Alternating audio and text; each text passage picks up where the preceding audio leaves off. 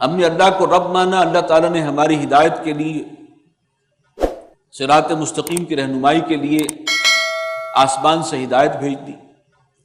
اب اس ہدایت پر عمل کرنا ہماری ذمہ داری ہے۔ یہ گویا اللہ کے ساتھ ایک ان ریٹن معاہدہ کہہ لیجئے کہ جب شریعت عطا ہو گئی کسی مسلمان امت کو، اب اس شریعت کی پابندی، اس پر عمل، اس کو امپلیمنٹ کرنا، یہ گویا اب اللہ کے ساتھ معاہدے کا حصہ ہے۔ تم جکڑے گا اس معاہدے میں، یہ بات آگے آئے گی انشاءاللہ اگلے رکوع میں۔ تو آغاز ہی ہو رہا ہے وہ اوفوا بالعقود، جو بھی معاہدات ہیں، جو عہد ہے، اس کو پورا کرو۔ احلت لکم بہیمۃ الانعام،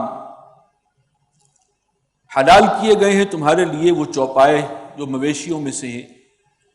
مویشیوں میں سے جو چوپائے ہیں وہ آپ کو معلوم ہے، بھیڑ بکری ہے، گائے اور بیل ہیں، اسی طرح اونٹ ہے، یہ سب چیزیں حلال ہیں۔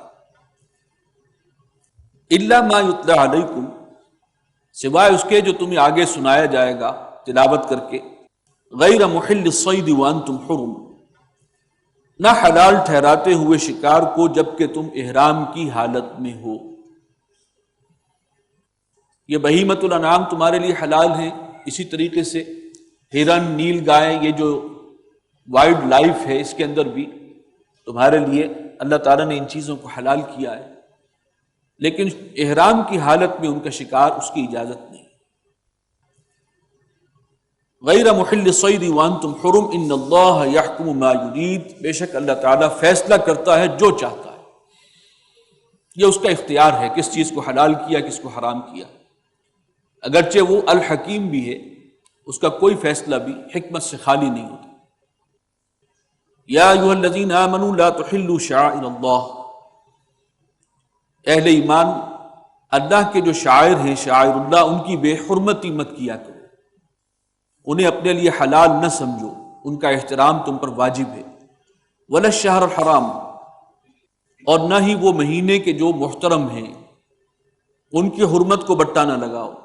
ولا الہدی ولا القلائد، اور نہ وہ جانور کے جو کعبہ کی نیاز کے طور پر لے جائے جاتے ہیں، اللہ تعالیٰ کی عظمت کی نشانی کے طور پر کہ بیت اللہ میں جا کر ان کو ذبح کیا جائے گا، اور پھر ان کا جو ہے گوشت وہ مساکین میں، یتیموں میں، محتاجوں میں تقسیم ہوگا۔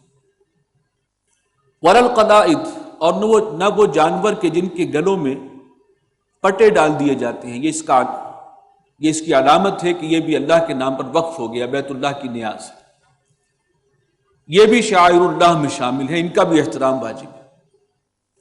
ولا آمین البیت الحرام، اور نہ ہی وہ لوگ کہ جو قصد کرنے والے ہیں بیت اللہ، مسجد حرام کی طرف آنے والے، یعنی حج اور عمرے کے لیے جو سفر کرنے والے ہیں، جنہیں ہم حاجی کہتے ہیں، وہ بھی شعائر اللہ میں شامل ہیں، ان کی بھی حرمت کو بٹا نہ لگاؤ، ان کا بھی احترام واجب ہے۔ ان کے لیے حدیث میں الفاظ یہ ہیں کہ وہ ضیوف الرحمن ہیں، رحمان کے مہمان۔ یبتغون فضلا من ربہم ورضوانا، اور وہ آتے ہیں بیت اللہ کی طرف اپنے رب کے فضل کی تلاش میں اور اللہ کی رضا کے حصول کے لیے۔ وَإِذَا حَلَلْتُمْ فَاصْطَادُوا، اور جب تم حلال ہو جاؤ یعنی احرام کھول دو تو اب تم شکار کر سکتے ہو۔ وَلَا يَجْرِمَنَّكُمْ شَنَآنُ قَوْمٍ، اور دیکھنا تمہیں آبادہ نہ کرے کسی قوم کی دشمنی، أَن صَدُّوكُمْ عَنِ الْمَسْجِدِ الْحَرَامِ، وہ قوم کے جو تمہیں روکتی تھی حرمت والی مسجد سے، باز رکھتی تھی، منع کرتی تھی، ان کی دشمنی تمہیں اس پر آمادہ نہ کرے، ان تعتدوا، کہ تم پھر زیادتی کرو ان کے ساتھ۔ یعنی ہر صورت میں عدل و انصاف کا دامن تم نے تھامنا ہے۔ یہ ٹھیک ہے کہ مشرکین تمہیں منع کرتے رہے، روکتے رہے، مسجد حرام سے انہوں نے بے دخل کیا، تمہیں مکہ سے نکال باہر کیا، لیکن اس دشمنی کا یہ مطلب نہیں کہ ان کے ساتھ زیادتی کرو۔ عدل اور انصاف کے تقاضے ہر حال میں پورے کرنے ہوں گے۔ مسجد حرام کے لفظ کو پہچانیے، اصل میں یہ حرام کس معنی میں ہے؟ نہایت محترم۔ یہ وہ جگہ ہے جہاں پر خون خرابہ، یہاں تک کہ کوئی مکھی اور مچھر مارنا بھی جو ہے اس کی بھی اجازت نہیں، تو حرمت والی جگہ ہے یہ، اس میں احترام کا پہلو، اسی لیے اس کو مسجد حرام کہتے ہیں۔ بیت اللہ کے گرد جو بھی مطاف ہے، اس کے ساتھ جو ہے وہ مسجد تعمیر کی گئی ہے نماز پڑھنے کے لیے، یہ مسجد حرام کہلاتی ہے۔ وَتَعَاوَنُوا عَلَى الْبِرِّ وَالتَّقْوَى، اور آپس میں ایک دوسرے کی مدد کیا کرو نیکی کے کاموں میں اور تقوی کے کاموں میں۔ وَلَا تَعَاوَنُوا عَلَى الْإِثْمِ وَالْعُدْوَانِ، اور ایک دوسرے کی مدد نہ کیا کرو گناہ کے کاموں میں اور ظلم اور زیادتی کے معاملے میں۔ وَاتَّقُوا اللَّهَ، اور اللہ کا تقوی اختیار کرو۔ ان اللہ شدید العقاب، بے شک اللہ کا عذاب بہت سخت ہے۔ حرمت علیکم المیتۃ والدم ولحم الخنزیر، حرام کیے گئے ہیں تم پر مردہ جانور، میتہ وہ جانور جو ذبح کیے بغیر از خود اپنی موت، طبی موت، مر گیا، بیمار ہوا مر گیا، اب اس کا خون بھی اس کے اندر ہے، سارے جو ہیں وہ جو مضر اثرات ہیں وہ اس کے گوشت کے اندر جذب ہوں گے، اس یہ حلال نہیں ہے، یہ حرام ہے۔ والدم، اور دم سے مراد ہے بہتا ہوا خون، باقی خون کی ایک شکل وہ ہے جو کلیجی، لیور جانور کی، وہ جائز ہے، وہ بھی جمع ہوا خون ہی ہوتا ہے ایک اعتبار سے، لیکن وہ حلال ہے۔ تو دم سے مراد ہے بہتا ہوا خون، وہ حرام ہے۔ ولحم الخنزیر، خنزیر کا گوشت، وما اہل لغیر اللہ بہ، اور ہر وہ جانور جس پر اللہ کے سوا کسی اور کا نام لیا گیا ہو ذبح کرتے ہوئے، کسی اور کے نام پر ذبح ہوا تو وہ حرام ہو گیا۔ اس میں شرک کی نجاست ہے، نجاست معنوی ہے اس میں۔ میتہ کی ایک مثال یہ ہے منخنقہ، وہ جانور کے جو گلا گھٹنے سے مر گیا ہو وہ بھی حرام۔ والموقوذہ، یا وہ جانور جو چوٹ لگنے سے مر گیا۔ والمتردیہ، جو بلندی سے گرنے پر مر گیا۔ والنطیحہ، کسی جانور نے سینگ مارا اور اس سے وہ اس کی جان نکل گئی، یہ سب مردار کی مختلف شکلیں۔ وما اکل السبع الا ما ذکیتم، اور وہ جانور کے جس کو درندوں نے کھایا ہو سوائے اس کے کہ تم نے اس کو ذبح کر لیا ہو، درندوں نے اس پر حملہ کیا ہے، کچھ حصہ کھا لیا اور وہ مر گیا، وہ بھی مردار ہے۔ لیکن اگر اس کی جان نکلنے سے پہلے پہلے ذبح کر دیا گیا ہے تو اب اس کا گوشت حلال۔ وما ذبح علی النصب، اور وہ بھی کہ جو کسی کے استھان پر، آستانے پر ذبح کیا جائے۔ یہ صرف ایک جگہ ہے بیت اللہ جس کی عظمت کے حوالے سے وہاں پر ذبح کرنا، اللہ کے گھر اور اللہ کی عظمت کے حوالے سے وہ ہے کہ جو ریکمینڈڈ ہے، اور کسی بھی مقام کی عظمت کے حوالے سے وہاں جا کر ذبح کروں، اس مکان یا اس صاحب مکان کی عظمت کے حوالے سے، یہ وہ چیز ہے کہ جو منع کر دی گئی۔ کسی اور جگہ پر اس کی اجازت نہیں ہے، کوئی آستانہ ہو، کوئی بت ہو، یہ بھی اس میں شامل ہے کہ گویا کہ شرک کی نجاست اس کے اندر آ گئی۔ وَأَن تَسْتَقْسِمُوا بِالْأَزْلَامِ، اور یہ بھی کہ تم تقسیم کرو تیروں کے ذریعے، جوئے کے تیر، یہ بھی وہاں پر ایک مشرکانہ رسم تھی، اس کی طرف اشارہ ہے جو اب موجود نہیں ہے، یہ بھی حرام کی ایک شکل۔ ذالکم فسق، یہ سب کچھ جو ہے گناہ کے کام ہے۔ الیوم یئس الذین کفروا من دینکم، آج کے دن کافر تمہارے دین سے مایوس اور نا امید ہو چکے ہیں۔ کس معنی میں نا امید ہو گئے؟ انہوں نے پوری کوشش کی تھی کہ اس دین کا راستہ روکیں، لیکن آج اللہ اعلان کر رہا ہے کہ وہ دین مکمل ہو گیا۔ واللہ متم نورہ ولو کرہ الکافرون، وہ جو بات آئی تھی کہ یریدون لیطفئوا نور اللہ بافواہہم، یہ قرآن مجید میں اور مقام پر آیا ہے، یہ تو چاہتے ہیں کہ اپنے منہ کی پھونکوں سے اللہ کے نور کو بجھا دیں۔ واللہ متم نورہ، اللہ تعالیٰ اپنے نور کو، اس نور ہدایت کو مکمل کر کے رہے گا۔ تو اب کافر جو ہے مایوس ہو گئے ہیں اور وہ راستہ نہیں روک سکے اس دین کا، ان کی ساری سازشیں ناکام ہو گئیں۔ فلا تخشوہم واخشون، تو دیکھو تم ان سے مت ڈرو، ہاں مجھ سے ڈرو۔ الیوم اکملت لکم دینکم، آج کے دن میں نے مکمل کر دیا تمہارے لیے تمہارے دین کو۔ پورا نظام زندگی انفرادی سطح پر انسان کا مختلف دنیا کے شعبوں میں کیا رویہ ہونا چاہیے، اجتماعی سطح پر، سیاسی سطح پر، ریاست کی سطح پر، معاشی سطح پر، معاشرتی سطح پر، ہر اعتبار سے احکام دین مکمل ہو۔ وَأَتْمَمْتُ عَلَيْكُمْ نِعْمَتِي، اور میں نے پورا کر دیا تم پر اپنا انعام، اپنا احسان، نعمت ہدایت بھی مکمل ہو گئی۔ وَرَضِيتُ لَكُمُ الْإِسْلَامَ دِينًا، اور میں نے پسند کر لیا تمہارے لیے اسلام کو بطور دین۔ اب ایک ہی نظام زندگی، ایک ہی دین ہے جو اللہ کے ہاں مقبول ہے، وہ اسلام ہے قیامت تک۔ اس آیت کے حوالے سے یہود نے کہا تھا کہ اگر یہ آیت ہمیں عطا ہوتی تو اس کے یوم نزول کو ہم جشن اور عید قرار دیتے اپنے لیے۔ یہ بہت بڑی بات ہے مسلمانوں کے لیے، یہ جو بات آئی ہے، یہ احسان اللہ کا ہوا ہے مسلمانوں پر۔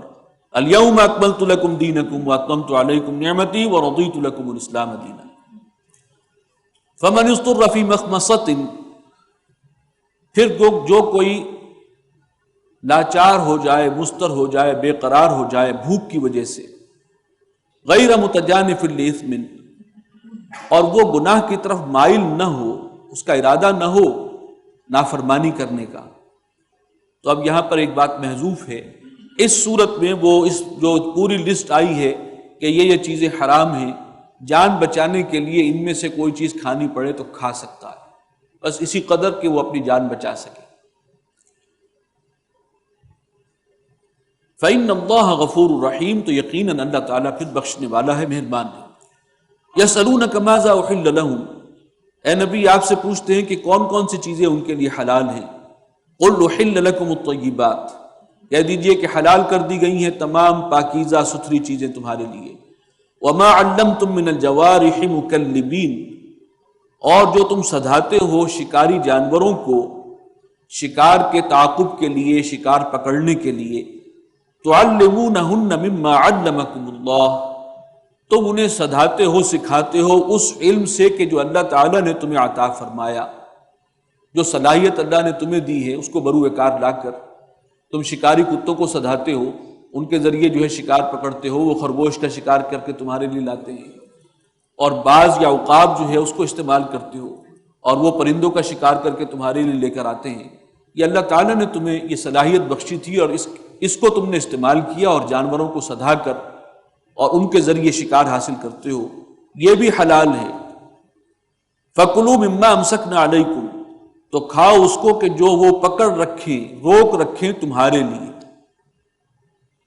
سدھانے کا مطلب یہ ہے کہ یہ نہ ہو کہ کتا جو ہے وہ خرگوش اس نے پکڑا اور آدھا خود کھا گیا، اس کا مطلب یہ سدھایا ہوا نہیں ہے، وہ پکڑے گا اس میں سے کھائے گا نہیں، وہ روک کر رکھے۔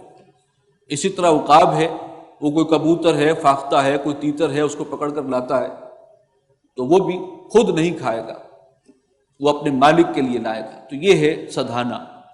تو جو تمہارے لیے روک کر رکھیں اس میں سے تم کھاؤ۔ وَاذْكُرُوا اسْمَ اللَّهِ عَلَيْهِ، اور اس پر نام لو، تم ذکر کرو اس پر اللہ کا، یعنی ذبح کرتے ہوئے۔ وَاتَّقُوا اللَّهَ، اور اللہ کا تقوی اختیار کرو۔ إِنَّ اللَّهَ سَرِيعُ الْحِسَابِ، بے شک اللہ جلد حساب لے لینے والا ہے۔ الْيَوْمَ أُحِلَّ لَكُمُ الطَّيِّبَاتُ، آج کے دن تمام پاکیزہ چیزیں تمہارے لیے حلال کر دی گئی۔ یہ بات ہم پڑھ چکے ہیں کہ یہود پر بعض ایسی چیزیں بھی حرام کر دی گئی تھیں جو فی الاصل حلال اور طیب تھی، لیکن ان کی شرارت کی وجہ سے ان پر سزا کے طور پر اللہ نے ان پر حرام کر دی۔ لیکن اب قیامت تک کے لیے ہر پاکیزہ چیز، ہر طیب چیز اللہ نے حلال کی ہے تاکہ انسان اس سے فائدہ اٹھائے اور اس سے بھرپور طور پر استفادہ کر سکے۔ وَطَعَامُ الَّذِينَ أُوتُوا الْكِتَابَ حِلٌّ لَكُمْ، اور اہل کتاب کا جو ذبیحہ ہے، طعام سے مراد یہاں ذبیحہ ہے، وہ تمہارے لیے جائز ہے، اس لیے کہ وہ بھی ذبح کرتے ہیں، ذبیحہ اسی لیے، اور کوشر اس کہلایا جاتا ہے وہ، تو وہ جائز ہے۔ وَطَعَامُكُمْ حِلٌّ لَهُمْ، اور تمہارا جو ذبیحہ ہے وہ ان کے لیے جائز ہے۔ وَالْمُحْصَنَاتُ مِنَ الْمُؤْمِنَاتِ، اور حلال ہیں تمہارے لیے پاک دامن مسلمان عورتیں، یعنی ان سے نکاح کر سکتے ہو۔ وَالْمُحْصَنَاتُ مِنَ الَّذِينَ أُوتُوا الْكِتَابَ مِنْ قَبْلِكُمْ، اور وہ پاک دامن عورتیں ان میں سے کہ جنہیں ہم نے کتاب عطا فرمائی تھی تم سے پہلے۔ کتابیہ اہل کتاب کی خواتین سے نکاح جائز قرار دیا گیا۔ اِذَا آتَيْتُمُوهُنَّ أُجُورَهُنَّ، جبکہ تم ادا کرو ان کے مہر، محسنین غیر مسافحین، ارادہ انہیں قید نکاح میں لانے کا ہو، بسانے کا ہو، محض وقتی طور پر مستی نکالنا پیش نظر نہ ہو، ولا متخذی اخدان، اور نہ ہی یہ جائز ہے کہ چوری چھپے ان سے دوستی اور آشنائی کی جائے۔ ومن یکفر بالایمان فقد حبط عملہ، اور جو کوئی کفر کرے ایمان کے ساتھ تو پھر ساری محنت اور سارے اعمال اس کے اکارت گئے۔ وہو فی الآخرۃ من الخاسرین، اور آخرت میں وہ ہوگا خسارہ پانے والوں میں سے۔ یا ایھا الذین آمنوا اذا قمتم الى الصلاۃ فاغسلوا وجوہکم وایدیکم الى المرافق، اہل ایمان جب تم کھڑے ہو نماز کے لیے، یعنی نماز کا ارادہ کرو، تو دھو لیا کرو اپنے چہروں کو اور اپنے ہاتھوں کو۔ اب یہ وضو کا حکم ہے، وضو کے بارے میں جو احکام قرآن مجید میں ہیں وہ یہی اسی مقام پر ہے۔ فاغسلوا وجوہکم وایدیکم الی المرافق، دھو لو اپنے چہروں کو اور اپنے ہاتھوں کو کوہنیوں تک۔ وامسحوا برؤوسکم، اور مسح کیا کرو اپنے سر کا۔ وارجلکم الی الکعبین، اور پاؤں کو دھونا ہوگا ٹخنوں تک۔ وَإِن كُنتُمْ جُنُبًا فَطَهَّرُوا، اور اگر تم حالت جنابت میں ہو تو پھر اچھی طرح سے پاک صاف ہو کر آؤ، یعنی غسل کرو۔ جنابت سے مراد کوئی شخص اپنی بیوی سے مقاربت کر کے آیا ہے تو اب اس کے لیے غسل کرنا واجب ہے۔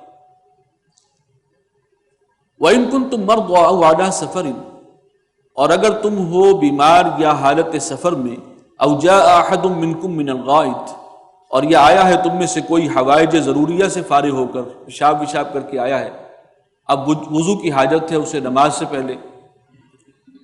أَوْ لَامَسْتُمُ النِّسَاءَ، یا تم نے ملامست کی ہے عورتوں کے ساتھ، اپنی بیویوں کے ساتھ، فَلَمْ تَجِدُوا مَاءً، اور گویا اب تمہیں غسل کی ضرورت ہے پاک ہونے کے لیے، اور تم نہ پاؤ پانی کو، فَتَيَمَّمُوا صَعِيدًا طَيِّبًا، تو ارادہ کرو، قصد کرو پاک مٹی کا۔ فَامْسَحُوا بِوُجُوهِكُمْ وَأَيْدِيكُمْ مِنْ، اور پھر مسح کرو، مل لو اپنے چہروں پر اور اپنے ہاتھوں پر اس مٹی سے۔ یہ تیمم کا حکم اس سے پہلے سورہ نساء میں بھی گزر چکا ہے۔ یعنی یہ جو تیمم ہے یہ غسل کا بھی قائم مقام ہوگا اور وضو کا بھی قائم مقام ہوگا، شرط یہ کہ پانی نہیں ہے۔ پانی نہیں ہے، نماز کا وقت آ گیا، نماز پڑھنی ہے، نہ غسل کر سکتے ہیں نہ وضو کر سکتے ہیں، تو اس کی جگہ پھر یہ تیمم ہے بوقت مجبوری۔ ما یرید اللہ لیجعل علیکم من حرج، اللہ تعالیٰ یہ نہیں چاہتا کہ تم پر کوئی مشقت ڈالے یا تمہیں تنگی میں ڈالے، ولکن یرید لیطہرکم، لیکن وہ یہ ضرور چاہتا ہے کہ تمہیں خوب پاک صاف کرے، ولیتم نعمتہ علیکم، اور تاکہ اپنا انعام، اپنا احسان تم پر پورا کر دے، نعمت مکمل کر دے تمہارے لیے، لعلکم تشکرون، اور تاکہ تم اس کا شکر بجا لاؤ، اس کا احسان مانو۔ وَاذْكُرُوا نِعْمَتَ اللَّهِ عَلَيْكُمْ، اب یہ وہ بات آ رہی ہے جس کا میں نے اشارہ شروع میں کیا تھا کہ جب شریعت عطا کرتا ہے اللہ تو پھر اس کے ساتھ ایک پابندی لازمی ہوتی ہے، ایک معاہدہ گویا کہ اس قوم کا، اس امت کا اللہ کے ساتھ ہو گیا کہ یہ قوم اب شریعت کی پابندی کرے گی، اس کو اٹھا کے پیٹھ کے پیچھے نہیں پھینک دے گی، یا اس کو ریشمی جزدان میں لپیٹ کر اوپر رکھ دیا کہ بس یہ قرآن مجید اللہ کی ہدایت، آسمانی ہدایت، اس کو اسی وقت کھولیں گے کہ جب کوئی انتقال کسی کا ہو گیا تو سپارہ ایک پڑھنے کے لیے کھلے گا، یا رمضان میں تلاوت کا ثواب ہے تو کچھ اپنے ثواب حاصل کرنے کے لیے تلاوت کر لی، اللہ اللہ خیر صلی اللہ۔ اس کے برعکس وَاذْكُرُوا نِعْمَتَ اللَّهِ عَلَيْكُمْ، اور یاد رکھو اللہ کے احسانات کو جو تم پر ہوئے، اور وہ احسان اصل میں کیا ہے؟ اس سورہ مبارکہ میں شریعت مکمل، دین مکمل، نعمت ہدایت کی تکمیل ہو گئی، یہ ہے سب سے بڑا احسان۔ وَمِيثَاقَهُ الَّذِي وَاثَقَكُم بِهِ، اور اس عہد کو بھی یاد رکھنا جس میں اللہ نے تمہیں باندھ لیا ہے، وہ عہد یہی ہے انریٹن۔ اب یہ احسان اللہ نے تم پر کیا، جواباً تم پر لازم ہے کہ شریعت پر عمل کرو، اس کو نافذ کرو، امپلیمنٹ کرو۔ اذ قلتم سمعنا واطعنا، جب تم نے کہا تھا کہ ہم نے سنا اور مانا۔ ایمان لانے کا مطلب ہی ہے اللہ کو رب تسلیم کر لیا کہ اب رب جو بھی کہے گا، جو اس کا آقا کا حکم سر آنکھوں پر، اب اس کا تقاضا یہ ہے کہ اب اس پر عمل کرو۔ واتقوا اللہ، اور اللہ کا تقوی اختیار کرو۔ اس کے حضور ایک دن پیشی ہونی ہے، شریعت کے تقاضوں سے بھاگنے کے لیے مختلف بہانے بنانے، چور دروازے نکالنے، اس کی بجائے اللہ کا تقوی اختیار کرو۔ ان اللہ علیم بذات الصدور، بے شک اللہ جانتا ہے جو کچھ کے دلوں میں ہے۔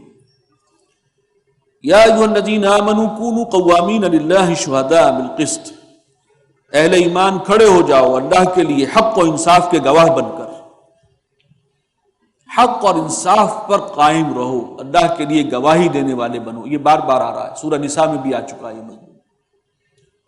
عدل و انصاف اور حق و انصاف کی یہ اہمیت ہے ہمارے دین میں۔ وَلَا يَجْرِمَنَّكُمْ شَنَآنُ قَوْمٍ، اور کسی قوم کی دشمنی جو ہے وہ تمہیں اس پر آمادہ نہ کرے، عَلَىٰ أَلَّا تَعْدِلُوا، کہ تم عدل کرنے سے رک جاؤ۔ کوئی مقدمہ آپ کے سامنے آیا اور اس کے اندر ایک فریق وہ ہے کہ جس سے پہلے ہی آپ کی پرخاش چل رہی ہے اور اس سے کسی وجہ سے ناراضگی ہے، تو اب ہم تو بڑے خوش ہوں گے کہ آج ہی آیا ہمارے قابو میں، اب ساری کسر نکالنے کا وقت آ گیا۔ لیکن فرمایا کہ نہیں، کسی قوم کی دشمنی یا ناراضگی تمہیں اس پر آمادہ نہ کرے کہ تم راہ عدل سے ہٹ جاؤ۔ اعدلوا، ہر صورت میں عدل و انصاف کا دامن تھامے رکھو۔ وہ اقرب للتقوی، یہی تقوی کے زیادہ قریب ہے۔ یہی مضمون سورہ مائدہ میں آیا تھا، وہاں اس مضمون کا دوسرا رخ دکھایا تھا کہ اگر عدل و انصاف کی بات تمہارے والدین کے خلاف، تمہارے اپنے خلاف بھی جا رہی ہو، تب بھی عدل پر قائم رہو۔ اور اس کی شکل یہ ہو سکتی ہے کہ مقدمے میں ایک اپنا دوست ہے، رشتہ دار ہے، اور آگے آپ کی عدالت میں فیصلہ۔ اب یہ کہ وہ دوستی اور رشتہ داری کی وجہ سے اس کی رعایت کرنا اور اس کے فیور میں فیصلہ دینا، ہرگز اس کی اجازت نہیں۔ یہ بے انصافی ہے، یہ خیانت ہے۔ تو یہ دونوں حوالوں سے کور کیا، نہ کسی کی محبت تمہیں عدل و انصاف سے منحرف کرے، نہ کسی کی دشمنی۔ واتقوا اللہ، اور اللہ کا تقوی اختیار کرو۔ ان اللہ خبیر بما تعملون، جو کچھ تم کرتے ہو اللہ اس سے باخبر ہے۔ وعد اللہ الذین آمنوا وعملوا الصالحات لهم مغفرۃ واجر عظیم، اللہ نے وعدہ کیا ہے ان لوگوں سے جو ایمان لاتے ہیں اور پھر اس کے عملی تقاضوں کو پورا کرتے ہیں، کہ ان کے لیے بخشش ہے اور اجر عظیم۔ والذین کفروا وکذبوا بآیاتنا، اور وہ لوگ جنہوں نے کفر کیا اور ہماری آیات کو جھٹلایا۔ اب اس تناظر میں دیکھیے، کفر ایک وہ بھی ہے کہ صاف کوئی کہے قرآن کو میں نہیں مانتا، ایک یہ کہ میں مانتا تو ہوں اللہ کی کتاب، لیکن اس میں جو کچھ لکھا ہوا ہے اس کا مجھ سے کوئی تعلق نہیں، مجھے اس سے کوئی سروکار نہیں، میں نے تو زندگی گزارنی ہے اپنی مرضی کے مطابق۔ یہ شریعت ہوگی اپنی جگہ، لیکن یہ ہے کہ اس کے اصول میرے اوپر لاگو نہیں ہوتے، جیسے کہ آج ہم سب مسلمان یہی سمجھتے ہیں عملاً، سوائے نماز روزہ کے باقی زندگی ہماری اکثر و بیشتر دین سے باہر۔ تو یہ بھی ایک طرح کا انکار ہے۔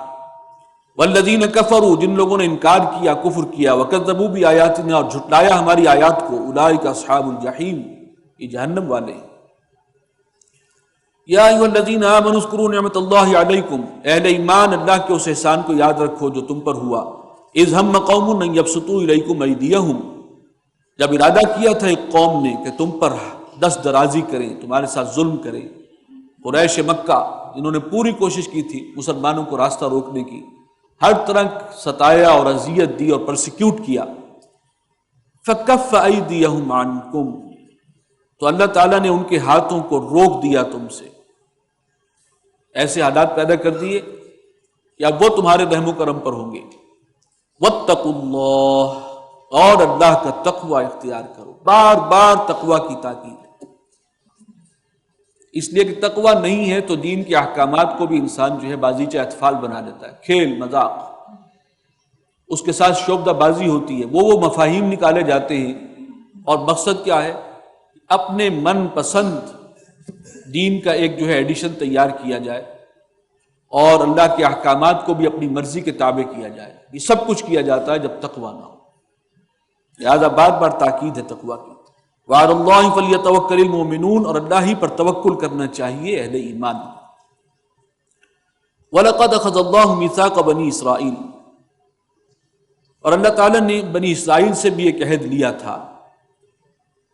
وَبَعَثْنَا مِنْهُمُ اثْنَيْ عَشَرَ نَقِيبًا، اور ہم نے مقرر کیے تھے ان میں 12 نقیب۔ وَقَالَ اللَّهُ إِنِّي مَعَكُمْ، اور ہم نے کہا تھا کہ اللہ تعالیٰ نے فرمایا تھا کہ میں تمہارے ساتھ ہوں۔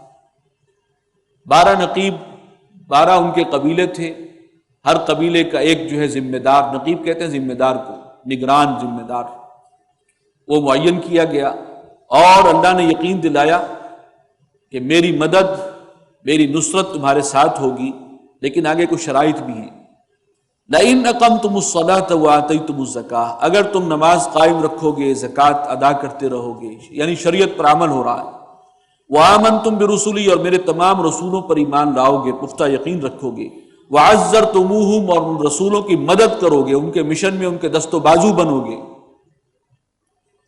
وَأَقْرَضْتُمُ اللَّهَ قَرْضًا حَسَنًا، اور تم قرض دو گے اللہ کو، قرض حسن، یعنی دین کی خدمت کے کاموں میں اپنا پیسہ بھی لگاؤ گے،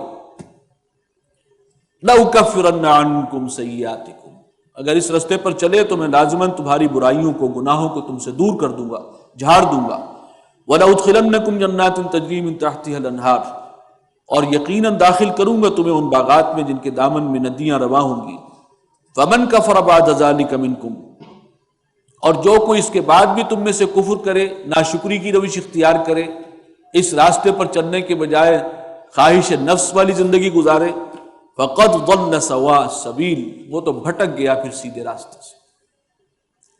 ان کے ساتھ بھی وعدے تھے تو ان شرائط کے ساتھ تھے، یہ راستہ، یہ ہے صراط مستقیم، اس پر چلو۔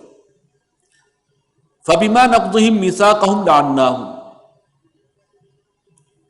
تو بسبب اس کے کہ انہوں نے اللہ سے کیے ہوئے اس عہد کو توڑا، ہم نے ان پر لعنت کی۔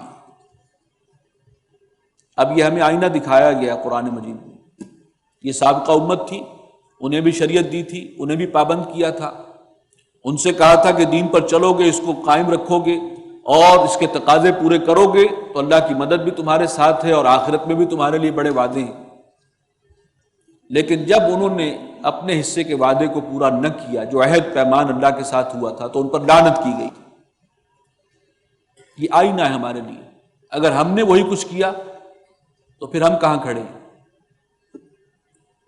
فَبِمَا نَقْضِهِمْ مِيثَاقَهُمْ، تو بسبب اس کے کہ انہوں نے اللہ سے کیے ہوئے عہد کو توڑا، لَعَنَّاهُمْ وَجَعَلْنَا قُلُوبَهُمْ قَاسِيَةً، ہم نے ان پر لعنت کی اور ان کے دلوں کو سخت کر دیا، يُحَرِّفُونَ الْكَلِمَ عَن مَّوَاضِعِهِ، اور دل اتنے سخت ہو گئے ہیں کہ وہ کلام کو پھیرتے ہیں اس کے مواضع سے، اس کے مواقع سے، محل سے، یعنی تحریف کر دیتے ہیں۔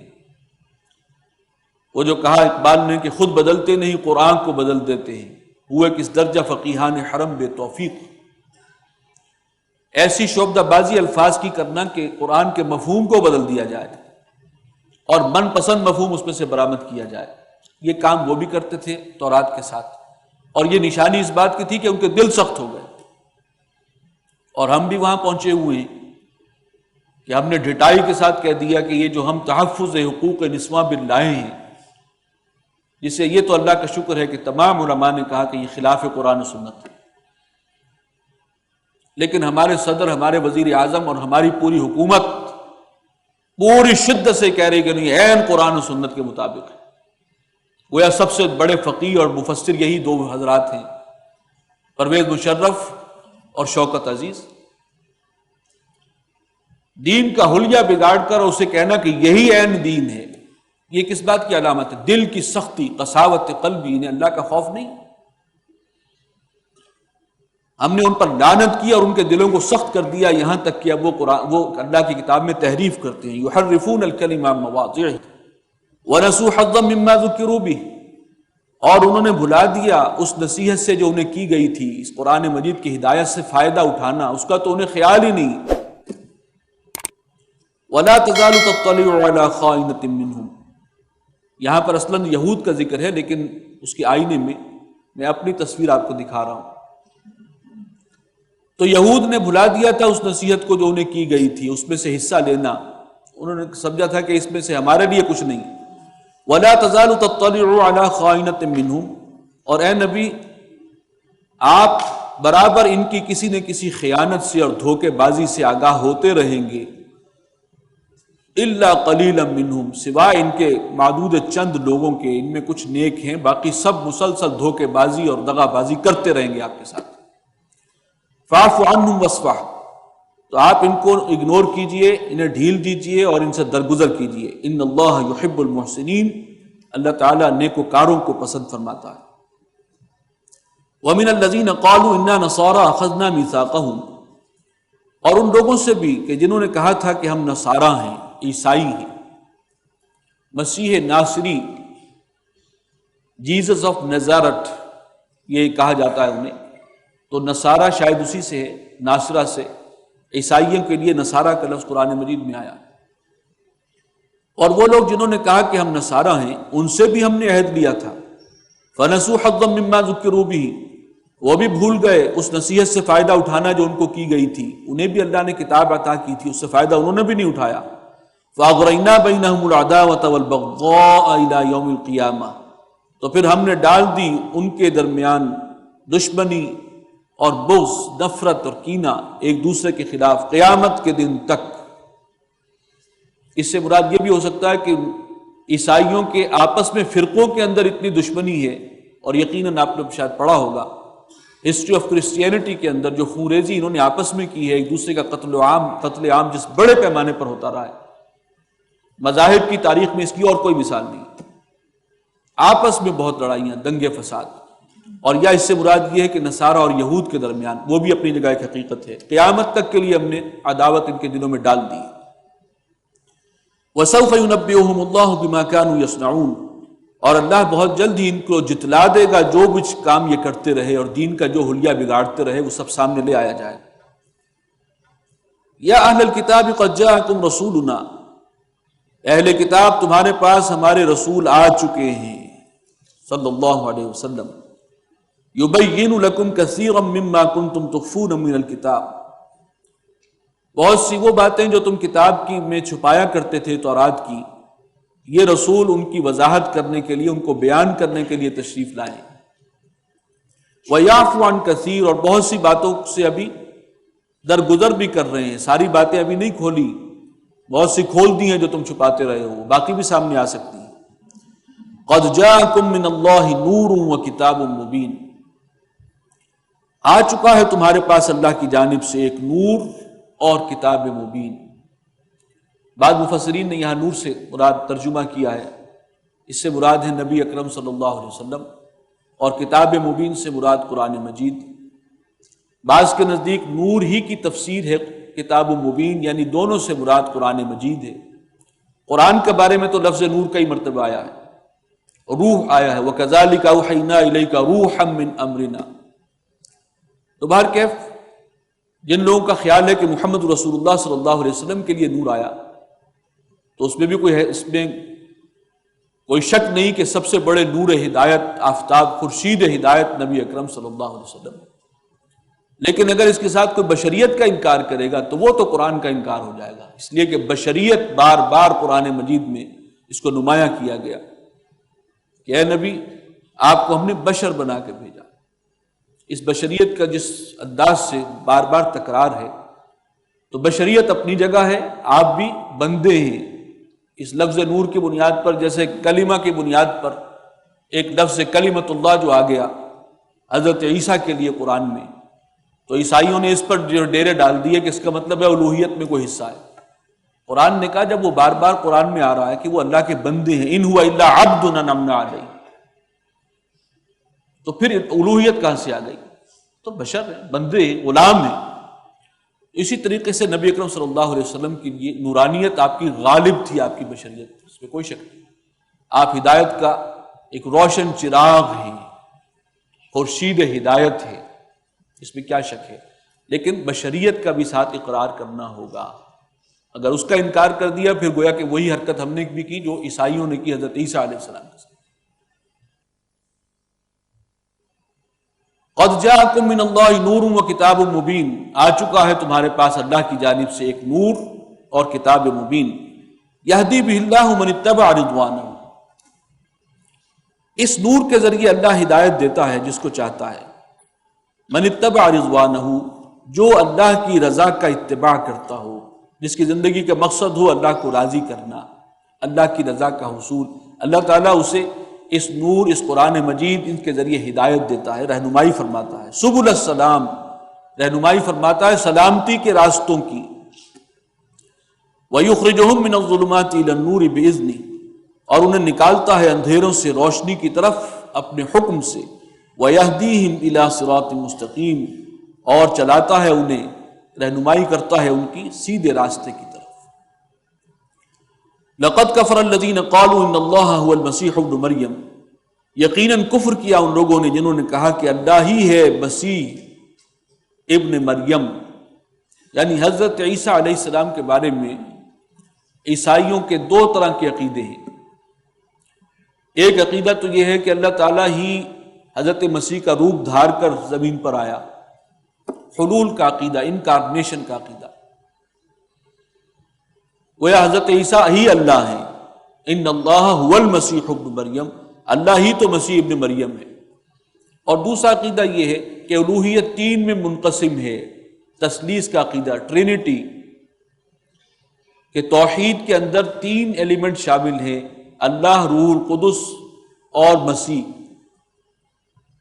اور اس میں بھی ایک ان کا فرقہ وہ بھی ہے کہ جو روح القدس کی جگہ حضرت مریم کو شامل کرتا ہے تثلیث کے اندر۔ تو توحید کے اندر نقب انہوں نے کئی اعتبارات سے لگائی، ایک تو یہ کہ اللہ تعالیٰ ہی مسیح ابن مریم کی شکل میں اس نے ظہور کیا، وہی ہے اللہ۔ قل فمن یملک من اللہ شیئا، اے نبی ان سے کہہ دیجئے کہ کون اختیار رکھتا ہے اللہ کے مقابلے میں کچھ بھی، ان اراد ان یہلک المسیح ابن مریم، اگر اللہ تعالیٰ فیصلہ کر لے مسیح ابن مریم کو ہلاک کرنے کا، وَأُمَّهُ، اور اس کی ماں کو بھی، وَمَنْ فِي الْأَرْضِ جَمِيعًا، اور جو کچھ بھی ہے زمین پر تمام مخلوقات کو ملیا میٹ کرنے کا ارادہ کر لے، فیصلہ کر لے، تو کون اللہ کا ہاتھ روک سکتا ہے؟ یہ سب اس کی مخلوق ہے۔ وَلِلَّهِ مُلْكُ السَّمَاوَاتِ وَالْأَرْضِ وَمَا بَيْنَهُمَا، اور آسمانوں اور زمین کی حکومت اور بادشاہی وہ تو اللہ ہی کی ہے، اور جو کچھ ان کے درمیان ہے ان کی بادشاہی بھی اللہ کی ہے، اسی کا اختیار ہے۔ يَخْلُقُ مَا يَشَاءُ، وہ تخلیق فرماتا ہے جو چاہتا ہے، وَاللَّهُ عَلَى كُلِّ شَيْءٍ قَدِيرٌ، اور اللہ ہر چیز پر قادر۔ وقالت اليہود والنصارى نحن ابناء اللہ واحباؤہ، اور کہتے ہیں یہود اور نصارہ کہ ہم اللہ کے بیٹوں کی مانند ہیں اور اس کے بڑے لاڈلے اور چہیتے ہیں۔ چنانچہ اسی سے وہ بات آگے چلتی ہے کہ جنت تو ہمارا پھر حق ہے، ہمیں آگ نہیں چھوئے گی مگر گنتی کے چند دن، سیغفر لنا، ہمیں تو بخش دیا جائے گا، ہم تو نبیوں کی اولاد میں سے ہیں، ان کے ساتھ ہمیں بھی بخش دیا جائے گا، وغیرہ وغیرہ۔ یہ سارے اس کے ساتھ وہ امانی ہیں، خوشکن تصورات ہیں اپنے جو انہوں نے گھڑ لیے تھے۔ قل فلم يعذبكم بذنوبكم، اے نبی ان سے کہیے کہ پھر اللہ تعالیٰ تمہیں کیوں عذاب دیتا رہا تمہارے گناہوں کی پاداش میں؟ تمہاری تاریخ میں بار بار تمہاری پیٹھ پر اللہ کے عذاب کے کوڑے برسے ہیں، بڑے سخت کوڑے۔ اگر تم اللہ کے لاڈلے اور چہیتے ہو تو یہ بار بار یہ سزا تمہیں کیوں ملتی رہی ہے؟ لاکھوں تمہارے قتل ہوئے ہیں، بخت نصر کے حملے میں بھی اور ٹائٹس رومی کے حملے میں بھی۔ تو لاڈلوں اور چہیتوں کے ساتھ تو یہ معاملہ نہیں ہوتا۔ بل انتم بشر ممن خلق، بلکہ تم بھی بشر ہو، انسان ہو اس کی مخلوقات میں سے۔ یغفر لمن یشاء ویعذب من یشاء، وہ بخش دے گا جس کو چاہے گا اور عذاب دے گا جس کو چاہے گا۔ وَلِلَّهِ مُلْكُ السَّمَاوَاتِ وَالْأَرْضِ وَمَا بَيْنَهُمَا، اور زمین و آسمان اور ان کے درمیان جو کچھ ہے اس سب پر حکومت صرف اللہ کی ہے۔ وَإِلَيْهِ الْمَصِيرُ، اور اسی کی طرف پلٹنا ہے، واپسی سب کی ادھر ہوگی۔ یا اہل الکتاب قد جاءکم رسولنا یبین لکم علی فترۃ من الرسل، اہل کتاب آ گئے ہیں ہمارے رسول تمہارے پاس صلی اللہ علیہ وسلم، جو تم پر کھول کر بیان کر رہے ہیں اصل حقیقت، اللہ کی طرف سے تعلیمات۔ علی فترۃ من الرسل، رسولوں کے انقطاع کے بعد۔ نبی اکرم صلی اللہ علیہ وسلم پر تو یہ چیپٹر ہی بند کر دیا گیا رسالت اور نبوت کا، خاتم النبیین ہیں صلی اللہ علیہ وسلم. لیکن آپ سے پہلے جو آخری نبی اور رسول آئے وہ حضرت عیسیٰ ہیں. حضرت عیسیٰ علیہ السلام اور نبی اکرم صلی اللہ علیہ وسلم کے درمیان 600 سال کا فصل ہے. یہ فترت رسول ہے، پہلا انقطاع، کیونکہ اس سے پہلے جو 1400 برس تھے، یعنی حضرت موسیٰ علیہ السلام سے حضرت عیسیٰ علیہ السلام تک 1400 برس، ہر وقت کوئی نہ کوئی نبی اور رسول موجود ہے. ایک ایک وقت میں دو دو نبی اور رسول موجود ہیں. اس کے بعد حضرت عیسیٰ پر آ کر ایک پہلا بریک لگا اور 600 سال کا گیپ آیا. اب اس وقفے کے بعد، رسولوں کے انقطاع کے بعد، 600 سال کے وقفے کے بعد اب آ گئے ہمارے رسول تمہارے پاس. ان تقولوا ما جاءنا من بشیر ولا نذیر، کہ کہیں تم یہ کہو کہ ہمارے پاس تو کوئی خوشخبری دینے والا اور خبردار کرنے والا نہیں آیا.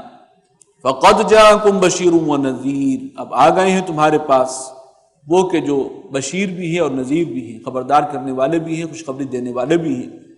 واللہ علی کل شیء قدیر، اور اللہ ہر چیز پر قادر. بارک اللہ لی ولکم فی القرآن العظیم ونفعنی وإیاکم بالآیات والذکر الحکیم.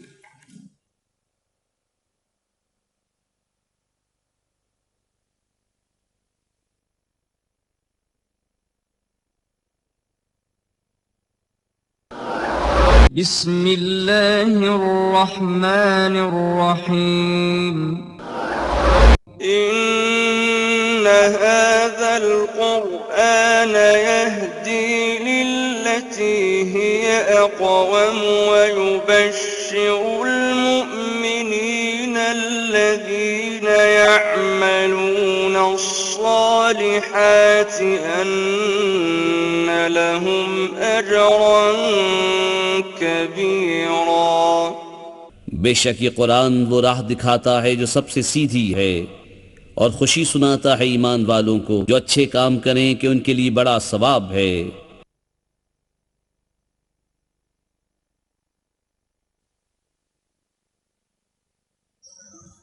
اعوذ باللہ من الشیطان الرجیم.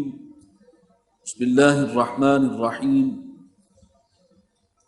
وَإِذْ قَالَ مُوسَى لِقَوْمِهِ يَا قَوْمِ اذْكُرُوا نِعْمَةَ اللَّهِ عَلَيْكُمْ إِذْ جَعَلَ فِيكُمْ أَنْبِيَاءَ وَجَعَلَكُمْ مُلُوكًا وَآتَاكُمْ مَا لَمْ يُؤْتِ أَحَدًا مِّنَ الْعَالَمِينَ. صدق اللہ العظیم. رب اشرح لي صدري ويسر لي أمري واحلل عقدة من لساني يفقهوا قولي. سورہ مائدہ کے اس چوتھے رکوع میں بنی اسرائیل کی تاریخ کا وہ اہم واقعہ ذکر ہوا ہے جب حضرت موسیٰ علیہ السلام نے اپنی قوم کو جہاد کا حکم دیا تھا اور قوم نے صاف انکار کر دیا تھا. یہ ایک بہت ہی حضرت موسیٰ علیہ السلام کے اعتبار سے ایک بہت ہی حوصلہ شکن معاملہ تھا، اور قوم کی طرف سے انہیں پھر شدید مایوسی اور بیزاری ہوئی ان کی بزدلی اور کم ہمتی پر. فرمایا وَإِذْ قَالَ مُوسَىٰ لِقَوْمِهِ، اور یاد کرو جب کہا تھا موسیٰ نے اپنی قوم سے، یا قوم اذکروا نعمت اللہ علیکم، اے میری قوم یاد رکھو اللہ کے احسانات کو جو تم پر ہوئے. اذ جعل فیکم انبیاء، جبکہ پیدا کیے اس نے تم میں بہت سے نبی. وجعلکم ملوکا، اور تمہیں بنایا بادشاہ، یعنی تمہیں اقتدار اور غلبہ عطا فرمایا. وآتاکم ما لم یؤت احدا من العالمین، اور تمہیں وہ کچھ عطا کیا جو جہان والوں میں سے کسی اور کو نہیں دیا تھا. حضرت موسیٰ کی یہ بات پیشین گوئی کے درجے میں بھی ہو سکتی ہے. اس کے بعد ہی پھر وہ معاملات ہوئے. حضرت داؤد علیہ السلام کا دور، حضرت سلیمان کا عہد حکومت، اور وہ عہد حکومت ایسا تھا کہ اس میں انہیں وہ کچھ دیا گیا جو کسی اور کو نہیں دیا گیا تھا.